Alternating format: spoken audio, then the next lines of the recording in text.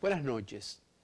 Personalmente, qué interesante, qué importante tener nosotros como invitado esta noche al superintendente del mercado de valores, a Gabriel Castro, que no lo que nos imaginamos, sino que traemos muchos temas importantes como la ley del lavado, que mucha gente a veces no entiende la trascendencia de esta ley. Es una ley que asegura la inversión del país. Con él vamos a hablar del sistema financiero, con él vamos a hablar de política, de muchas cosas, con el superintendente de mercado de valores, el señor Castro, cuando retornemos de la publicidad.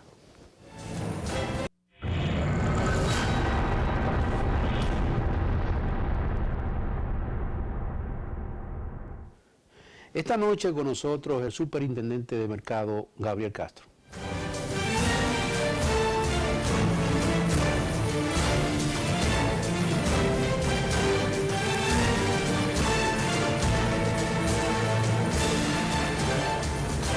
Mi querido amigo, placer, bienvenido a su casa. Muchas gracias, muchas gracias. Unos días sin venir por acá. Estamos un poquitito celosos con Gabriel. Hace que Gabriel, son tantas las ocupaciones que a veces nos da una penita llamarle, pero en estos días él, hace un mes y algo, nos prometió venir por acá. Y qué bueno que está aquí personalmente. Agradecido, Gabriel. No, gracias a ti. Tú sabes que este es un programa yo me siento con mucha confianza y mucha libertad. Es así, es así. Sí. Gabriel, nosotros hemos sufrido en la República Dominicana de que no es que queremos ser hábil, sino que a veces somos ignorantes. Cuando te entro de esa manera es para hablarte del asunto de las financieras que a veces existen, y viene gente creyendo que aquí hay muchos indios todavía, y nos toman también de ignorantes, y hacen su fechoría, y luego se van, hacen un gran mercado con su dinero, y después que tienen esa gran fortuna se van y nos dejan sin nada. Y vimos en estos días muy acertada esa publicación en Espacio Pagado, que la Superintendencia de Mercado de Valores lanzó esa advertencia a los dominicanos, y eso es lo primero que nosotros queremos que tú nos orientes, y qué tal va esa preocupación de la Superintendencia de Mercado de Valores. Así es, mira, eso es recurrente. Cada cierto tiempo no solamente aparecen físicamente en el país algunos de estos esquemas piramidales, fraudulentos, que tratan de esquilmar y engañar al público en sentido general, ofreciendo atractivas inversiones con grandes rendimientos. Y por igual también se han proliferado mucho a través de las redes sociales y evidentemente de todas las plataformas tecnológicas. La Superintendencia del Mercado de Valores, igual que el Banco Central y otros reguladores financieros, pues siempre hemos estado alerta a ese tipo de situaciones, tratando de proteger a la ciudadanía en sentido general, a los inversionistas que viven, muchos de ellos, de intereses, de que personas retiradas, por ejemplo, que te han hecho ahorro durante su vida, gente que vive de una pensión, etcétera, que son los más llamados a invertir en este tipo de esquemas fraudulentos. Entonces la Superintendencia periódicamente hace estos comunicados, e inclusive nosotros también hemos sometido a algunos de estos aventureros que vienen al país, damos parte de la fiscalía. Bueno, yo no sé si tú recuerdas y el público recuerda aquella vez del famoso Telefree. Sí, sí. Que engañó un conjunto enorme estuvo en Brasil, estuvo en España, estuvo acá y intentó en Estados Unidos, pero obviamente en Estados Unidos las regulaciones son muy rígidas. Aquí nosotros, pues, aunque no era competencia propia del mercado de valores, nosotros por la proliferación de este esquema, pues nosotros hicimos una denuncia ante la Fiscalía en su momento, y recuerdo que cuando estalló ya esta burbuja, pues la Fiscalía tenía ya una investigación, lamentablemente no se pudo concretizar, pero sí en Estados Unidos nosotros a través de la Exchange Commission pues nosotros dimos parte ya y en Boston tomaron 2 de estas personas presas de ascendencia brasileña, que eran de los cabecillas de este esquema fraudulento. Y nosotros aprovechamos un medio tan importante como este para advertirle a la ciudadanía en sentido general que cuando vaya a hacer una inversión, pues siempre tenga la debida precaución en investigar si estos están debidamente registrados, debidamente regulados, tanto en la Superintendencia del Mercado de Valores, por ejemplo, la Superintendencia de Bancos, si se trata de financiera, porque ahí va a tener la información pertinente de si puede invertir y si estas inversiones pues están debidamente garantizadas o registradas en la plataforma y en el registro nuestro, a fin de que eso le da obviamente mayor tranquilidad. Gabriel, ¿puede aparecer algún empleado desaprensivo de eso de los bancos en componenda con uno de estos señores? No, no creo. Los bancos, igual que los puestos de bolsa, todas las instituciones financieras, tienen un estricto control en ese sentido. Ahí no es que esté el problema. El problema viene cuando se promociona un esquema a través del internet, inclusive buscan personalidades para promover un esquema que da unos beneficios extraordinarios y siempre aparece un público que es incauto, que tiene desconocimiento de cómo funcionan las instituciones financieras y los vehículos financieros modernos, por ejemplo, como los fondos de inversión, que es el que se estaba promocionando anteriormente. Y normalmente siempre establecen o dicen que su domicilio está fuera del país, porque justamente tratan de evadir, ¿no?, la mano larga del regulador. Sí. Y entonces vienen con ese tipo de historias al público y tratan de engañar, pero nosotros siempre estamos atentos a eso. Tenemos un departamento que se corresponde con eso, que está en el día a día, y ante cualquier asomo de este tipo de fraude, pues inmediatamente actuamos, sea vía un comunicado como el que hicimos recientemente, o dándole parte a la Fiscalía para fines de investigación más profunda. Gabriel, este año, a inicio de este año, se aprobó ante el Congreso de la República la ley de lavado. ¿Cuáles son las ventajas que le proporciona al país una ley de lavado que la gente dice, incluso nosotros, hemos dicho que se va a dejar de usar el peso, porque todo aparentemente va a ser en cheque, en transferencia? ¿Cuál es la ventaja realmente que le proporciona a la nación dominicana esa ley tan rígida, tan estricta, que no deja escapar nada? Así es. Mira, lo primero que hay que ponerlo en el contexto internacional. Hoy día el mundo está interconectado, interrelacionado, y las medidas que se toman en los centros hegemónicos, evidentemente que los países periféricos como el nuestro no tienen de otra sino de que acatar ese tipo de normativa y de regulaciones. Hace unos años, el grupo, el G20, que agrupa los 20 países más desarrollados del mundo, con Estados Unidos a la cabeza, estableció unas 40 recomendaciones del Grupo de Acción Financiera, que es el llamado GAFI. Esas recomendaciones se le dio un tiempo a cada país para que fueran asumidas dentro de su legislación nacional. Nosotros inclusive estábamos tardíos, o sea, nosotros debimos haber aprobado esa legislación algunos años anteriores, quizás entre el 2011 y 2012. Sin embargo, a última hora, pues, dada la urgencia del tema, la ley fue aprobada inclusive en un tiempo, diríamos, récord. Esta ley no hace más que transparentar las operaciones. Y hay que entender algo, Mayo Vanés y el público que nos ve. El mundo va hacia una transparencia total. O sea, cualquier operación que se haga a nivel del mercado bancario, el mercado de valores, ya también sujeto obligado no financiero, por ejemplo, como una inmobiliaria, un dealer, ya tiene que ser transparente. Pero no necesariamente la ley está enfocada a evitar que se hagan operaciones, muy por el contrario.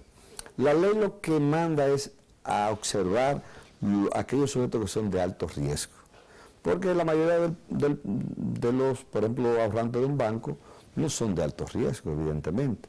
Pero si tú ves una persona, por ejemplo, que hace grandes depósitos en efectivo, depósitos grandes recurrentes, evidentemente que tiene que justificar frente al banco y posteriormente frente a la propia autoridad el destino, el origen de esos recursos.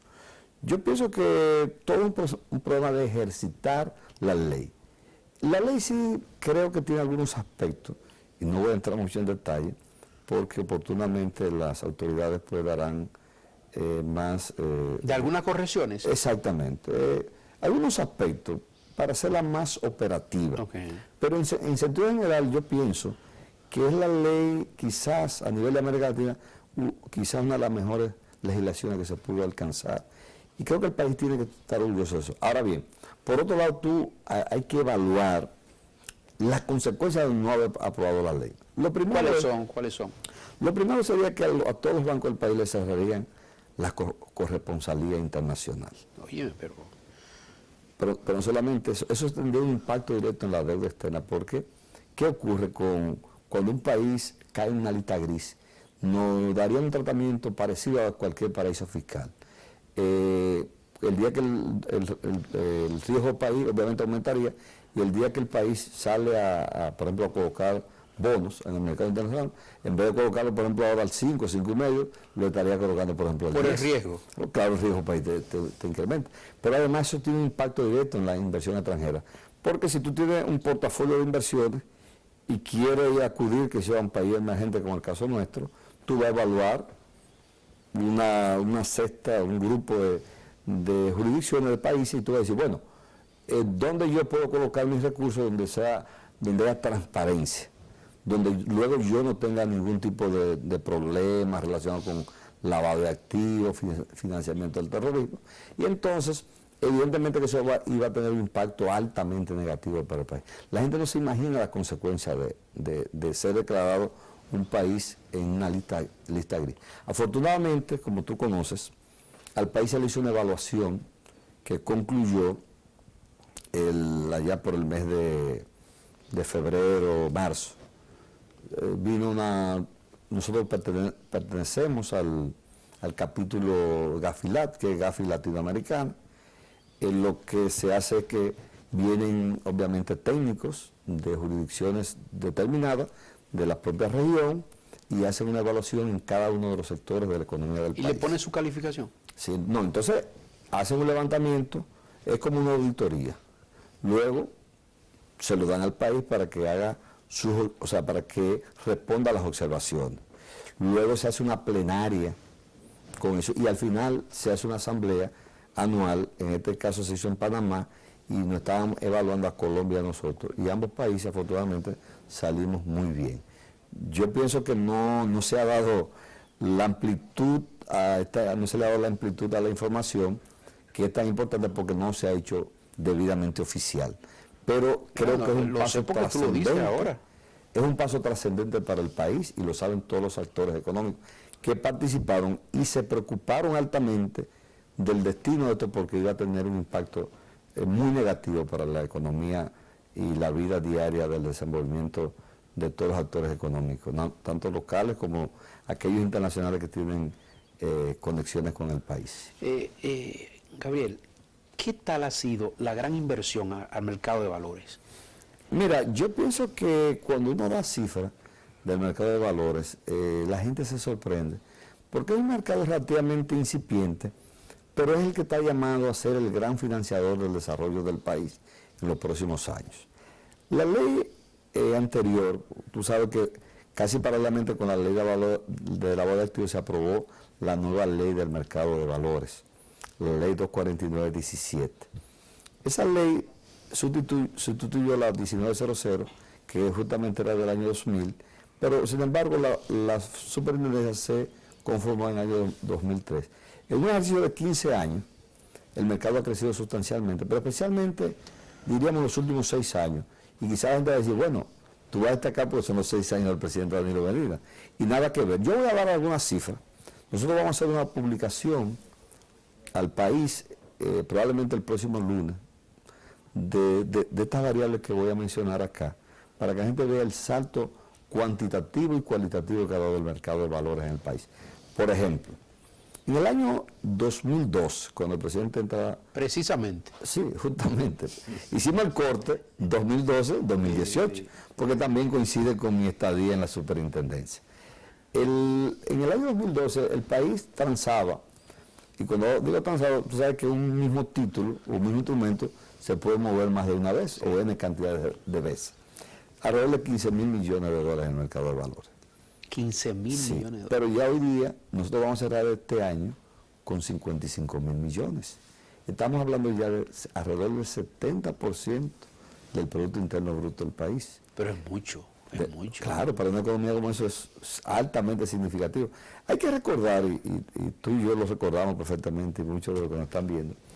Yo recuerdo en los años 80 y 90, cuando el Estado necesitaba recursos, tenía que ir a un pool de banco, a ver si le prestaban el dinero.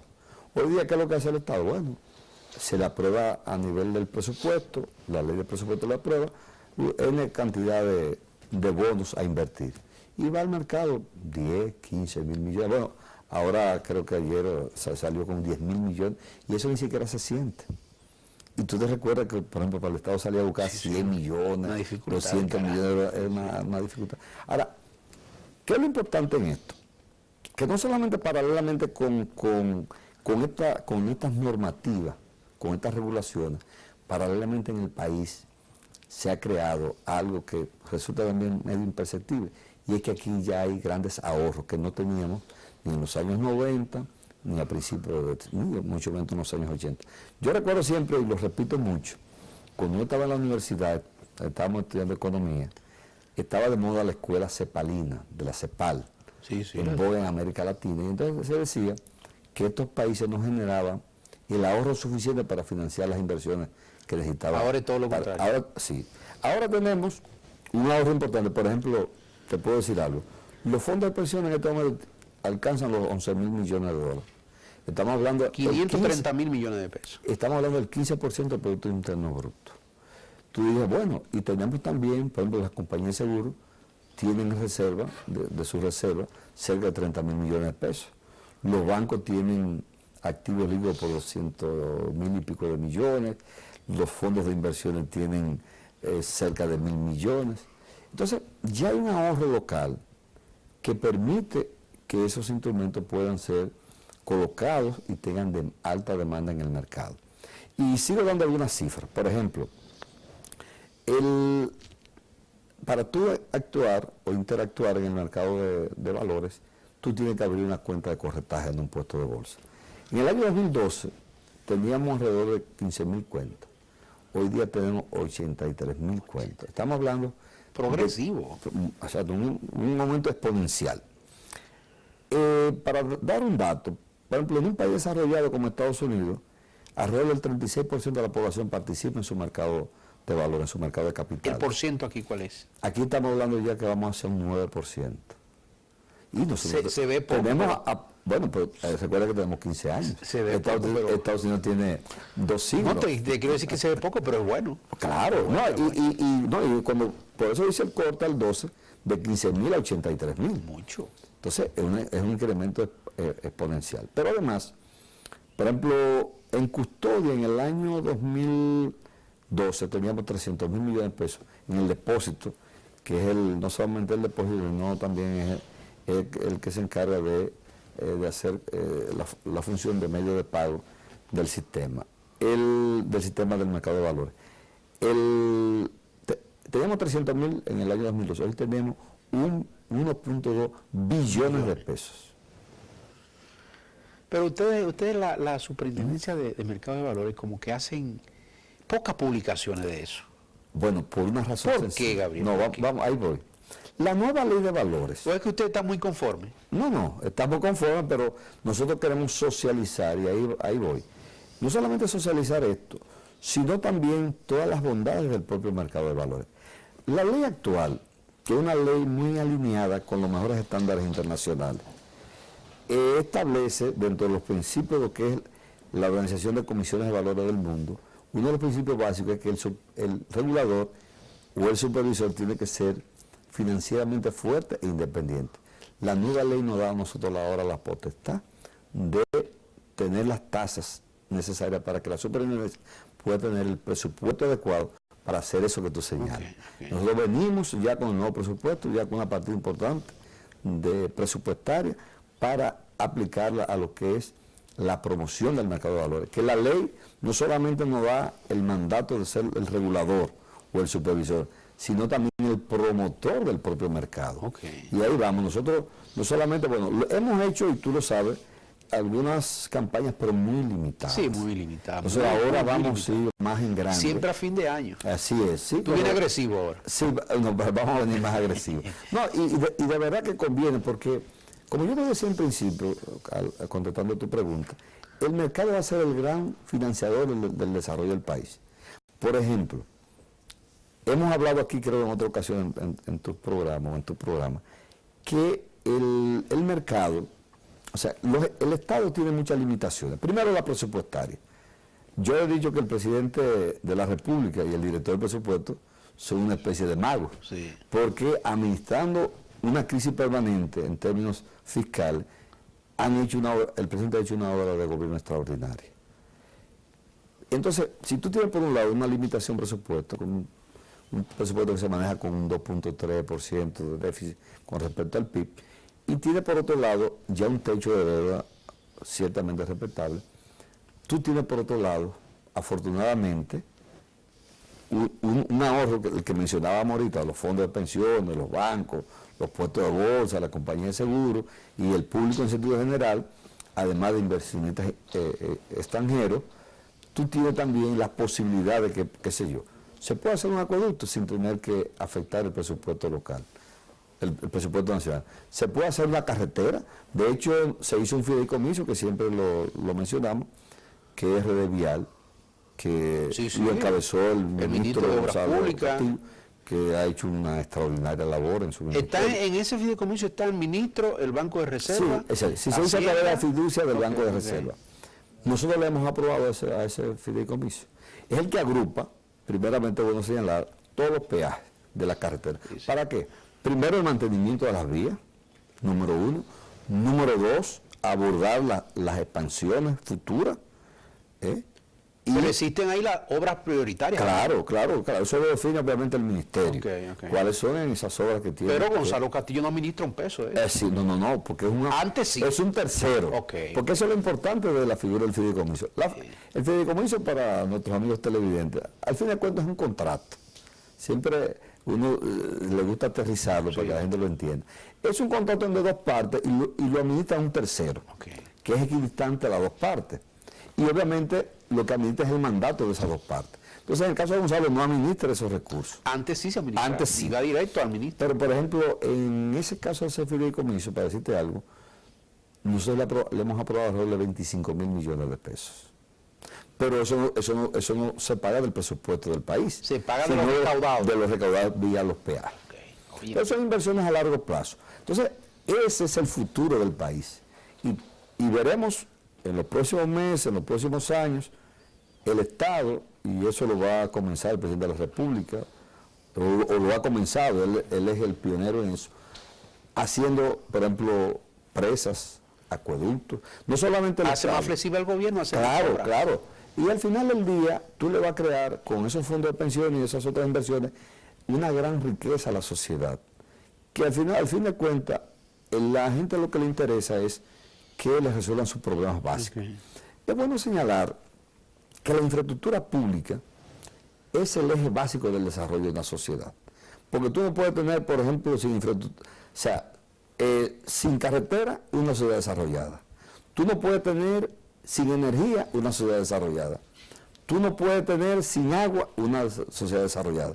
Pero también todo el impacto que eso tiene sobre, por ejemplo, la calidad de vida de la población, por ejemplo, el caso de las viviendas, por ejemplo, el caso de la educación, ya hablé del caso de la vialidad, el caso justamente del medio ambiente, por ejemplo, el caso del agua, de la energía renovable. El agua dulce es un producto escaso. Y nosotros... Y escaseando todos los días. Eso es un proceso progresivo. Entonces, estamos preparados, tenemos la herramienta legal, todo el andamiaje legal de las leyes, los reglamentos, las normas, tanto nosotros como la Superintendencia de Pensiones. ¿Para qué? Para que esos recursos puedan invertirse adecuadamente con rendimientos estables, diversificar obviamente todo el riesgo y sobre todo que aparte de crear esos rendimientos, creen también bienestar a la población, creen más empleo, más ingresos a la familia, entre otras cosas. Yo pienso que al país, por el vía del mercado de valores, le augura un futuro muy promisorio. Va muchos empresarios jóvenes Así es. Nosotros tenemos proyectos interesantísimos en carpeta. Y te prometo que en los próximos 2 meses voy a volver para anunciar, porque todavía estamos en etapa de aprobación y es una etapa confidencial. Pero son proyectos muy importantes para el país. Es interesante que te tira ruedo porque hay mucha gente todavía que está acéfala de muchas informaciones con respecto al mercado de valores. Por favor. Así es. Vámonos a una pausa, Gabriel.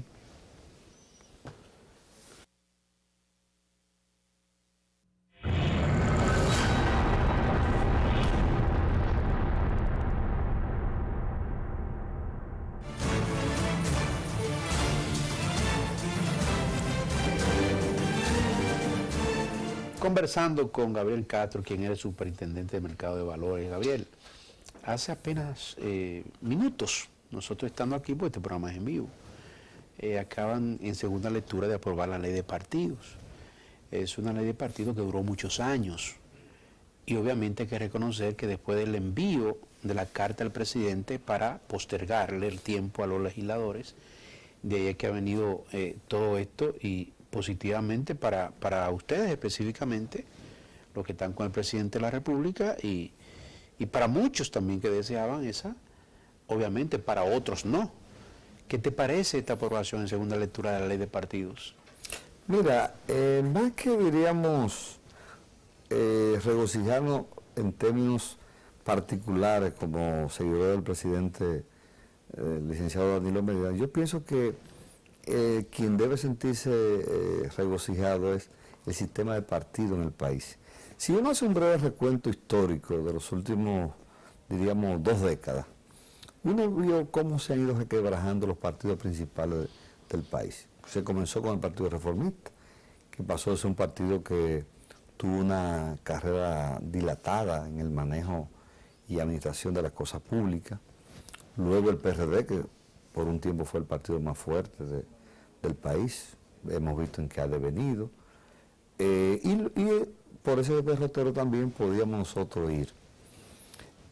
Yo pienso que la ley de partidos va a venir a llenar un vacío importante, porque la gente se ha enfocado solamente en lo que es primarias abiertas y primarias cerradas. Yo pienso que es bueno recordarle a la población que esto va más allá. Por ejemplo, vamos a tener un control en el tiempo de las campañas electorales, porque el país ha vivido permanentemente en las últimas décadas en una campaña sucesiva, o sea, termina una elección y inmediatamente arranca una pre-campaña y luego una campaña. Por igual el tema, por ejemplo, de la publicidad, a fin de igualar, y eso es correcto, que haya un uso racional y equitativo de la publicidad para todos los partidos políticos. Tenemos, por ejemplo, el tema de la financiación de los partidos políticos, que es un tema también que ha estado muy en la palestra pública. Tenemos también otro tema muy importante, que es la cuota de la mujer, porque pretendemos gradualmente ir hacia esa igualdad. La cuota de la juventud. O sea, que la ley no es solamente primarias abiertas, será como se ha querido inducir hacia una discusión muy focalizada. Entonces, la ley va más allá de eso. Ahora bien, ¿por qué nosotros, y creo que el presidente, que dicho sea de paso, la gente entiende que es ahora que el presidente está de acuerdo con eso? Yo recuerdo la primera vez que nosotros oímos hablar, o particularmente yo oí hablar, de ley de partidos, fue en el año 2001. Y fue ¿Ya el presidente venía interesado en eso? No, ya él estaba de acuerdo. Yo recuerdo que coincidió con la apertura del partido. Hay que recordar que veníamos de un partido de cuadro, un partido pequeño, y en el 2001 que se da el gran salto a la masificación del PLD. Desde ese momento el presidente era partidario de las primarias abiertas. Pero bueno, luego la estuvo en manos del PRD, no se aprobó, luego tampoco hubo el consenso adecuado, hasta que finalmente la voluntad política del presidente es que ha conducido a la aprobación de esta ley. Y yo pienso que será el antes y el después. Y con respecto a las primarias abiertas, te digo, y lo pienso así, que es el método más abierto y más democrático que puede haber. Que decida cada partido su método. Así es, bueno. Y el tuyo obviamente va por esa línea. Creo que hay 4 o 5 alternativas. Está la primaria abierta, la primaria cerrada, obviamente siempre bajo supervisión de la Junta y para los partidos que tienen más del 5%. Está también la asamblea de delegados. Creo que hasta encuesta, incluye cosas con las que yo particularmente no estoy de acuerdo. Pero yo creo que se abre un abanico de opciones que va a beneficiar a los partidos. Especialmente el caso de la primaria abierta para nuestro partido. ¿Por qué? Porque creo que va a ser la fórmula que va a desencadenar el que el partido vuelva a encauzarse con sus orígenes. Y me explico. El PLD, por la situación que ha atravesado en los últimos años, no ha habido una renovación de su liderazgo. Ha habido una especie de... ¿Esto lo puede proporcionar? Claro, porque se va a inducir a través de la representación en los cargos nacionales, llámese diputados, senadores, en los cargos locales como alcaldía. Van a venir muchos jóvenes a aspirar a esas posiciones y la van a ganar.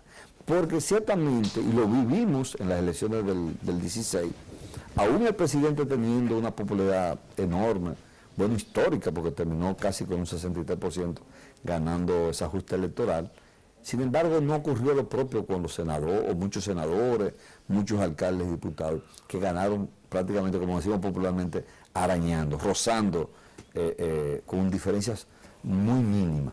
¿Y por qué? Porque ya muchos compañeros tienen 2, 3, hasta 4 periodos. Entonces yo pienso que es una hora de que el PLD le pueda presentar a la nación gente nueva, rostros nuevos, pero no solamente rostros nuevos, sino nuevas propuestas. Y que la sociedad ahora es la que va a evaluar y a ponderar en sus justas dimensiones este tipo de propuestas. Y yo estoy seguro que va a ser muy positivo porque desde ahí va a arrancar. Los organismos que deciden, comité central, comité político. Bueno, pero eso es para la presidencial. Okay. Pero recuerden que ahora va a ser, o sea, presentaremos el comité central en el caso de los aspirantes presidenciales, los escogerá. Creo que en los últimos procesos lo que se ha establecido que todo el que aspire baje. Okay. Ahora todo el mundo bajará a la población a validarse. Yo nunca he entendido, Mayubanex, por qué hay que tenerle miedo a la población, al validarse frente a la población. Que es a ese mismo que tú te vas a someter. Al final tendrá que someterse. Yo siempre le digo a muchos amigos míos que no comprenden mucho el accionar político, que por ejemplo en Estados Unidos, que es el país para mí con una democracia más abierta. Excesiva. Por ejemplo, si tú eres un ciudadano común y tú quieres inscribirte en el Partido Republicano, en el Demócrata, tú vas y te inscribes. Y tú puedes ser no solamente un sufragante, un votante, pero tú también puedes postularte. Sí, sí. Entonces, eso es un sistema abierto y democrático. Y nunca he entendido por qué aquí, por ejemplo, la sociedad civil siempre se opuso a eso. Porque aquí la gente siempre fija posición de acuerdo a determinadas coyunturas. Pero el país vas a ver, y déjame decirte una cosa, el PLD para mí es el único que lo va a implementar, pero en el tiempo va a forzar a los demás partidos que lo hagan. Y no he entendido nunca la oposición, porque por ejemplo, si los 4 partidos mayoritarios van a una primaria, y va por ejemplo el PLD con primarias abiertas, y por ejemplo el PRM, que es el partido más importante de la oposición, con padrón cerrado. El PLD lo más probable es que va a alcanzar cerca de 2 millones de votos y el PRM 300.000 votos. ¿Qué es lo que la población va a entender? Bueno, pero eso fue una preelección. El PLD que tiene la mayor potencialidad. Entonces, no están entendiendo por un problema, como yo te digo, coyuntural, y no están viendo cuál podría ser el resultado al final del día.